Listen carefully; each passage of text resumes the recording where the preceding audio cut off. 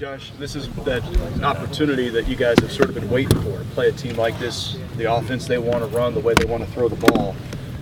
In the build-up to this, how much excitement, how much enthusiasm is there from you all to break out this revamped pass defense against what they're going to try to do? I think we're really excited about it. I think the coach has already said it's a challenge for us to prepare for these guys, but that's why you get up and you go and play the game. We've been working. We've had a little extra time with the bye week to get prepared for it, so we've been really focused in on it. They've got a really good group of receivers, and they might be some of the best receivers we'll see all year. So we've got a definite challenge in that and how we're going to defend them. What tells you y'all are ready for this? I mean, what's the barometer? You just got to see what you do out in practice and see how you prepare. I think that'll be the telling thing. We took a really good approach to last week. Guys weren't seeing it as time off; they were seeing it as extra time to prepare and get better. So we got to carry that into this week. What is it that makes their wide receivers so effective, Joshua? Just the fact that they have a group of them that are all pretty good. So you can't just focus all on one. You have to be able to defend all of them. And then they've got the quarterback that can put the ball in a good place for them to make plays. So we got to get a little pressure on him too.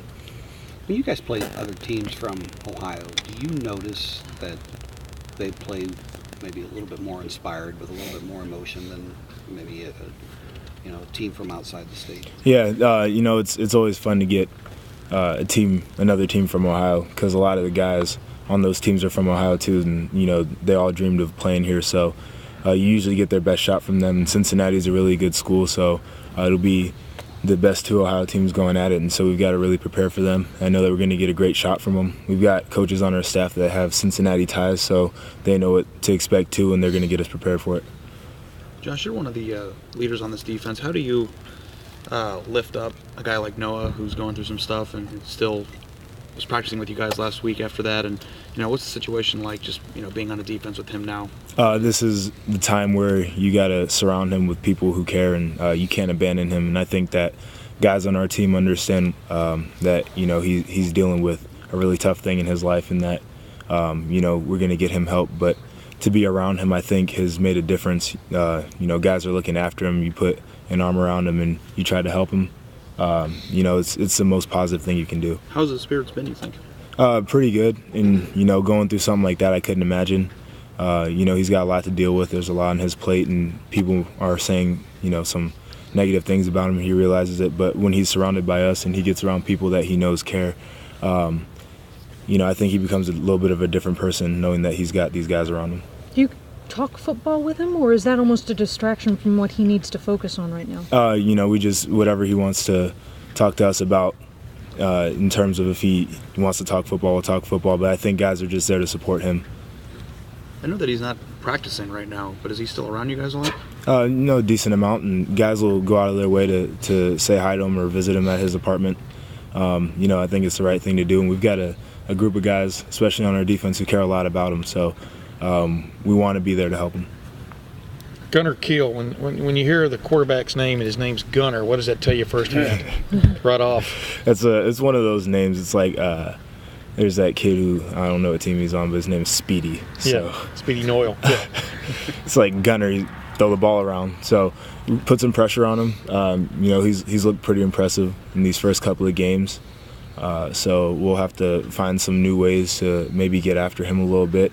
If they can't throw the ball out to some of those receivers that they have, they might not be as effective. So just being able to find a way, hopefully the stadium's really loud and getting us out a little bit.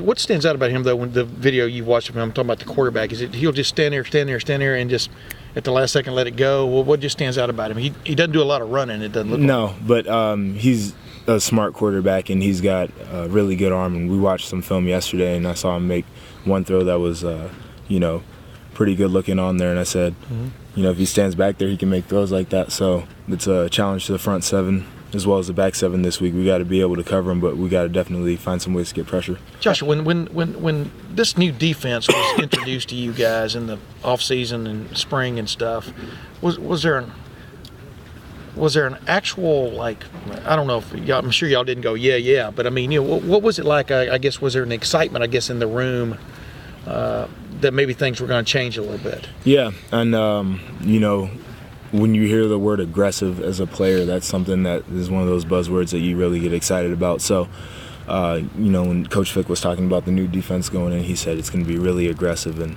all the linebackers said that's all we need to hear. So, you know, preparing throughout the spring, knowing that we're going to be an aggressive defense and going into summer camp, preparing, it made it a little bit more fun. And, you know, you have more of a positive outlook than kind of, all right, well, if they do this, we're going to react to this. And when they get into this set, we're going to check to this. It's kind of like slow you down as a football player, and you know, you can't just play as freely. If they go into this game, if they throw 40 or 50 passes, do you go into the game almost knowing that they throw the ball that many times, they're going to hit a few? Yeah. And as a defense, you can't just be upset that, oh, they hit one pass or they got us on one play. You got to be able to look forward to the next play and know that you're going to keep playing defense. The issues lie when they keep hitting big passes or, you know, their breakdowns, and that's what you don't want. But you definitely can't get down. You got to say, all right, maybe they'll hit a couple, but the next time we got to get after them, so we can't do that.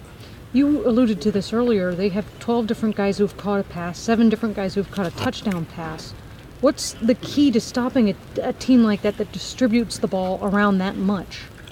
Just to be smart in the way you play and be able to recognize formations and maybe splits, so you can have an idea of what's coming before the play. Also, you know, like I said, if you get pressure on the quarterback and you can't throw the ball, then you won't have that issue. But you know, it's just a lot of it is game planning and making sure we know or have an idea of what they're doing so we can be more successful. I imagine that makes communication doubly important too. How would you grade you guys in that category through your first 3 games? There can never be enough communication, so that's always something that we can work on, and that'll be a big thing this week, and we're working on it during the bye week is just communicating formations so guys can get an idea of what to expect. What is your view? You mentioned 2 best programs in Ohio here going at it. What's your view of the Cincinnati program? I mean, they've had a lot of success. Ohio State hasn't played them, but you know, BCS bowls and stuff over the last 5, 6, 7, 10 years. What, from afar, not playing them, what have you thought about Cincinnati football? They've had a lot of momentum in the past years, and they've recruited pretty well, so they've got good players. And so it's one of those things where you got to be excited, especially if you're an Ohio guy. Maybe you got recruited by them. Maybe you play for Cincinnati and you might have gotten recruited by Ohio State a little bit, or you're just an Ohio guy.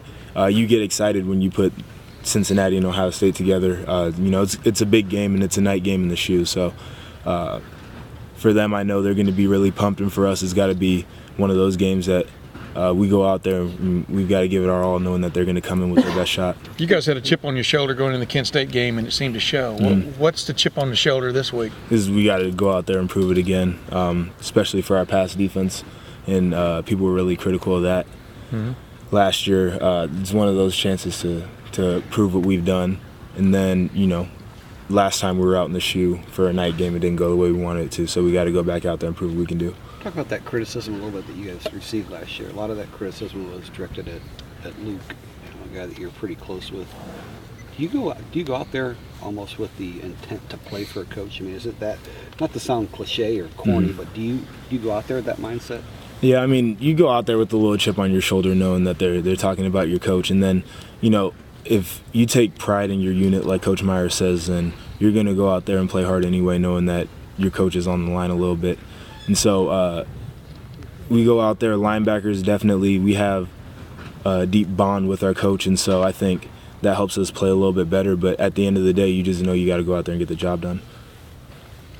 Joshua, was it ever, I don't know, at the end of the year last year, was it ever embarrassing the way teams were able to throw on you guys? What's the word you would use to describe maybe sometimes the futility of stopping that team's passing attack? I mean, it was a little bit disheartening, I would say, just going out there and you might have an idea what's coming, or some guys are in position to make plays, maybe didn't make plays, or you just have a big breakdown, and that's something you never want to see when you're on defense. So kind of takes the air out of things. It kind of makes you, you know, just you feel a certain kind of way going out there, and they hit a big play on you, and it's happened before many times. So that's something that we hope to eliminate this year. That's something you guys don't feel around here a lot, though. I mean, you don't.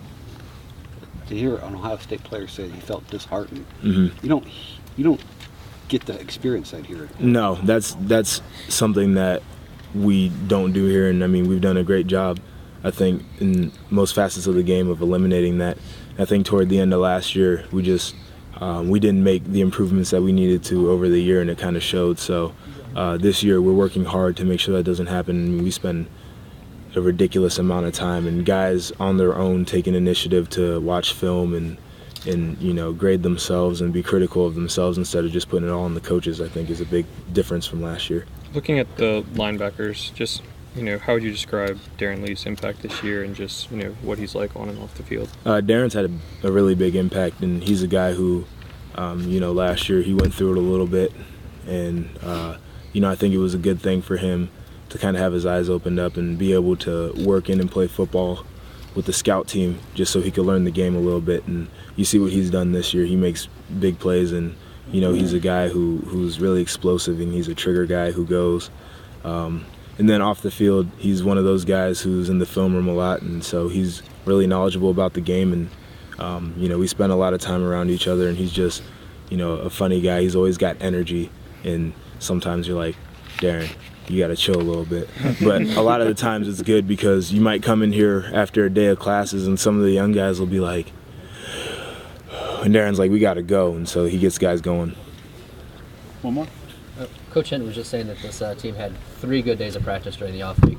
Sometimes with young teams, you don't see that in his years of coaching. Where do you think that kind of came from? Just a hunger to get better for the squad, or good leadership, or what kind of drove you guys to make the most out of last week? I think it's a hunger to get better, but I think guys just really like playing ball around here. And so when you go out and practice and you got some time and you can go ones against ones in 11-on-11 drills, or you go inside drills, where you got good on good, I think guys just really get amped up to do that. So when you have a team that loves to play ball and you got young guys who got a chip on their shoulder, they want to get better, you'll go out there on a bye week and have some good practices. They were saying this team really does like that. It seems like the live reps and stuff. Yeah. Why is this team so into that? It's just a chance to play ball. I mean, if you come here and you are what you have said you are, everybody thinks you are, then when it comes to 11-on-11 live drills, you're going to be pumped up. Isn't it every team though? I mean, it should be every team, but I don't know if you get that everywhere. All right, thanks everyone. Thank you. Josh. Thank you. Thank you.